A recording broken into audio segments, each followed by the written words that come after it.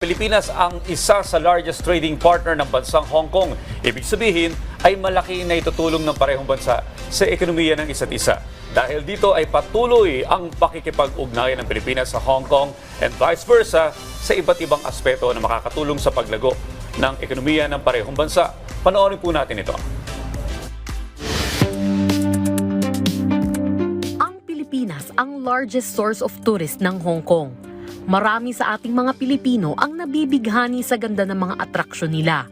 Kaya hindi nakakapagtaka na marami sa atin ang napapamahal na sa kanilang kultura.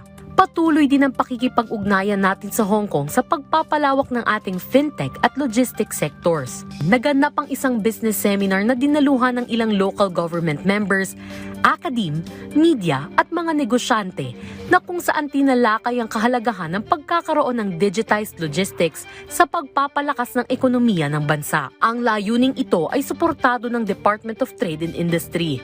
It could also help us enhance payment systems. It could reduce costs, improve productivity and transparency. And one thing that was mentioned earlier was also promote, in a way, financial inclusion. Dagdag pa ng DTI, ang pagpapaunlad ng fintech solutions at logistics sector ay magbubukas ng oportunidad para sa local businesses na mapalawak pa ang kanilang market. In the same year, Hong Kong was the Philippines' 5th largest trading partner and 3rd largest export markets. Inaasahan na sa pamamagitan ng makabagong teknolohiya, mas mapapabuti nito ang sistema at proseso para sa mga negosyo at mamimili.